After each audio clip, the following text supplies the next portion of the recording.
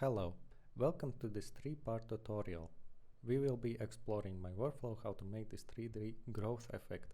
My name is Jakobs and I will be guiding you through the process start to finish. We will be using different softwares like Blender, Houdini, Substance Painter and ZBrush. We will be exploring subjects like modeling, sculpting, baking, texturing, working with VDBs in Houdini. Also, we will be taking a look at shading, rendering, as well as basic compositing in Blender. This is not really a step-by-step tutorial, but rather it's a high-level overview showing you how to work with different software packages together in a unified pipeline. This is an intermediate level tutorial intended for people who might be interested in different workflows and how to tie them together. By the end of the course, you will be gathered many insights, tips and best practices that will hopefully be helpful when you work on your own project.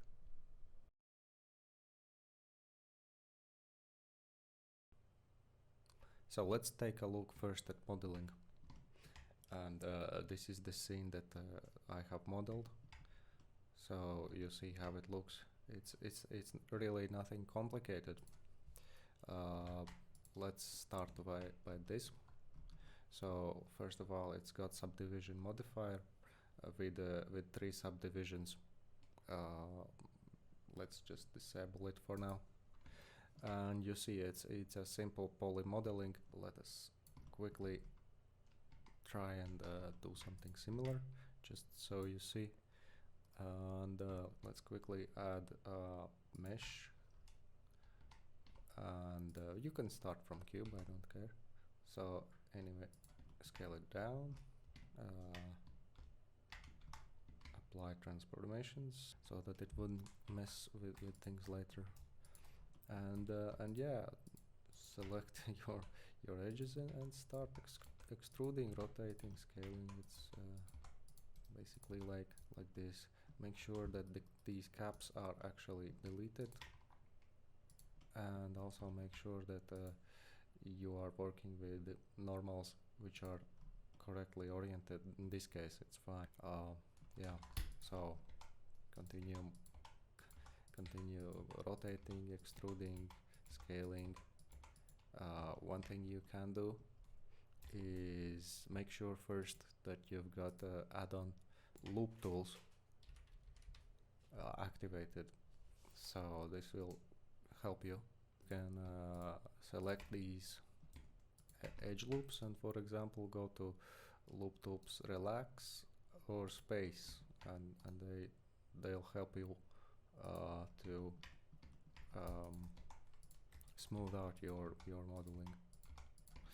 It's not always it's not a one-click solution, of course, but it's just something to keep in mind as a possibility. When you're happy with what you can do like this, you can yeah, actually you want to postpone your subdivision as much as possible, honestly, because I drew this without subdivision surface for quite a while. You really want to push what you can do with the lower polygon count. So for example, if you want to add some branches or something, you really want to do it now rather than after you've got a subdivision, because now you're dealing with a lot less polygons. Here I delete the cap. At the end you want your caps to be deleted. We'll later close them in Houdini, actually, because it's much simpler. So yeah, each of these caps are open just so that subdivision surface would leave this tip very sharp. Once you've got the big shape as much as you can modeled without the subdivision, then actually, yeah, you'd be better to copy it and put somewhere and hide so that you can return to it if necessary. Also, you can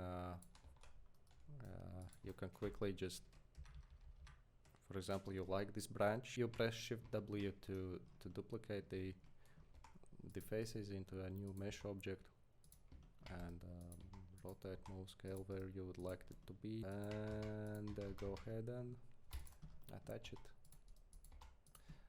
Also, one interesting tip is that you can, you see this little button, it automatically merges. So for example, you let's just say you have a situation like this, you can move vertices with the vertex snap enabled. You move them with the G key and they now automatically merge. And and next up we add subdivision surface to it, and we'll apply it so that we can continue our modeling with the same techniques really as we did before. So just add whatever branches and what you want, and go from there. Another thing to speak about is how do you draw mesh on top of mesh, just like here. So say you have this, just add some subdivision surface again with 2 levels this time, and let's add new mesh, which is going to be plane. Move, rotate, scale it roughly in place, and activate face snapping, so that now the new mesh in edit mode, these points would now, with the face snapping activated, they will snap on top of the faces of any other mesh. Go to this tab here, go to visibility, viewport display, and in front. You choose in front so that it's always displayed first. You can choose color and whatever. For example, you choose a color you like here, and you choose here not random but object. So like extrude the edges and go from there. One more thing you can do is you can use this poly build tool, which is also pretty good. For example, you'd like to work with something a little more, it's almost like retopology workflow actually, where you can press the control and it will fill in the face where 2 already exist in the corner like this, and you just make them like that. It is sometimes useful. Also, loop tools of course are going to help with this as well, just to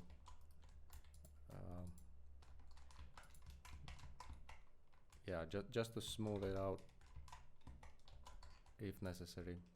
You draw your shape on top of like this, and after this you add solidify modifier, adjust the thickness you'd like. If you're happy, press apply, and you have your mesh on top of another mesh. Also, this mesh does not need UV layout. Of course, it doesn't really have any textures. And so you model it like this.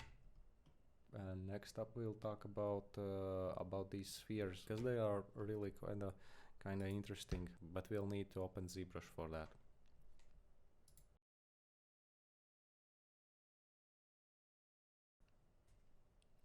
So let's take a quick look about what was done in ZBrush. So here you see the final result, and here you can see the topology, and it's got 4 subdivisions. This is the lowest one. It has been the topology is simply the topology that ZBrush gives you. And let us do a walkthrough from the very start. So I have two subtools, and the first subtool is just this. And let's rewind the Undo history to see from the beginning what was done. So it's just just a sphere from ZBrush, which has been subdivided a few times, and I have started to sculpt it, as you can see, with a brush trim dynamic. Yeah, with this brush I have sculpted all of the mesh. And let's move forward in time. This is where the interesting things begin. Here in ZBrush we have something called clay polish. You find it here. What clay polish does is it flattens the surfaces as well as sharpens the edges. Also, it will give you a mask. You can, of course, well, what I did is press the clay polish several times so that the effect would be multiplied. And after this, I inverted the mask. This is the original, this is the inverted. And after this, I have applied deformation to it. And the deformation, what I applied was inflate balloon. So yeah, this is how I've got the general shape. After I had the general shape, I have duplicated this subtool, and I did this because I will be losing details. I will be losing details when I do the zero mesh. So let's start from the very beginning again. This is basically duplicated subtool, and I have gone ahead and applied the zero mesher to it. In zero mesh, sometimes you need to change things. For example, polygon count. Higher numbers will give you a more precise result. If you do the adapt, that's also going to help. That means that these polygons are, for example, with a shorter edge than over here. That is what adapt does. And yeah, it sometimes will give you some artifacts or errors, for example here, and also other places. What you do is you smooth it out. Some geometry which is kind of folding in on itself, kind of like here, it's not really good. You just you press shift and you just smooth it out, as I have done. After that, you just subdivide the mesh. With only having two subtools, you can press projectile and it will transfer all the details from the original sculpt to this new remeshed one. So yeah, now we have two subdivisions and all the details, but we'll go further than that and add several more subdivisions until we have 4, and also press this projectile several times.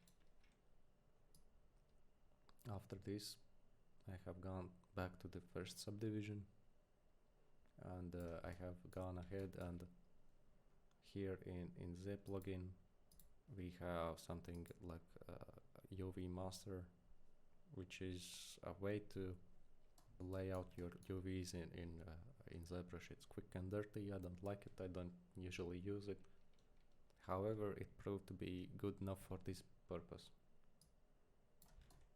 And so yeah, when you have a proper topology for your mesh, you have the UVs, you have the subdivision levels, you basically have it ready for export. You export it as a OBJ, and using this button right here, you export it for use in Substance Painter.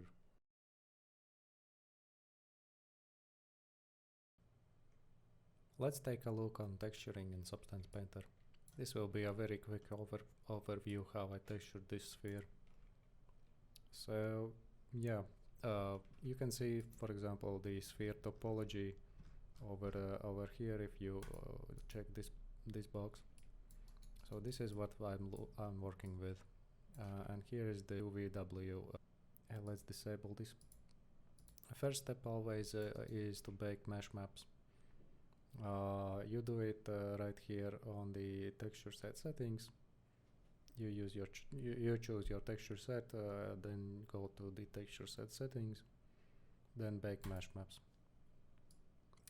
Sometimes, depending on the complexity of the project, it's best to first only check and bake the normal map, just to see if there are no errors, because there may be projection errors and all kinds of baking errors. So you typically choose your high poly mesh, which I have already chosen. You might want to adjust these frontal and rear distances. In my case, of course, this is such a simple model that nothing like such is necessary, but just a useful tip to keep in mind. So yeah, when you have your textures baked, you can see them under here under mesh maps. For example, this is the normal map, ambient occlusion and such. A useful shortcut to know is C on your keyboard, which will enable you to cycle through different maps that your mesh has. To return to the basic material view, you press M. So let's see how I texture this. So here on the layers tab, I'll disable everything, and so this is basically the start. All right, so this is the first layer, which is like a golden layer. It's just a simple fill layer with base color like golden and metallic as one, and small roughness. Doesn't even have height. On top of that, I add another layer. Another useful shortcut is pressing Alt and left clicking on the mask, which will show you the mask on the viewport. To get out of this, you just click once on the layer. So this layer has got a mask. It's still metallic, it's with small roughness, a little bit of lower height, and let's just disable the toggle mask for a while. So this is how it would be looking if it was alone. Here, yeah, you can see base color is 33%. So that is another thing, how to control visibility of layers. Yeah, it's just another shade of metallic material, really. So it was at 33. Let's go back. Then add the next layer, basically. The next layer, in my case, let's just see, let's press Alt to see the mask. So it's only on the outer edges.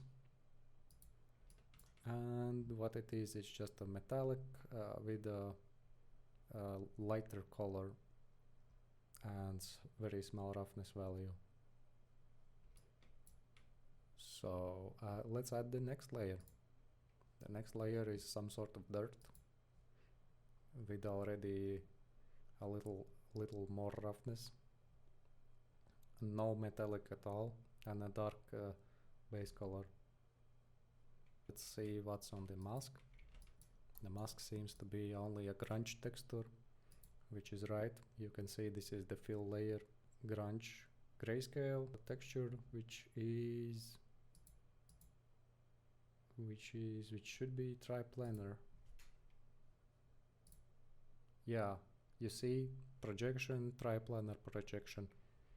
That means it's being projected not in UV space. This would be in UV space, and it produces stretching, as you can see, and ugly seams. But if you go triplanar, no such problem. Lastly, this red part, which is just to give some visual interest. So yeah, you can hear this is the mask, which has got dirt generator on top of it, and a simple fill layer. Let's see, with a reddish color, metallic, not too rough at all, and that's it. Basically, this is ready. After this, you just go export textures. You just go export textures and choose your output template. In this case, I just use metallic roughness, and that was it. Click export and you're done.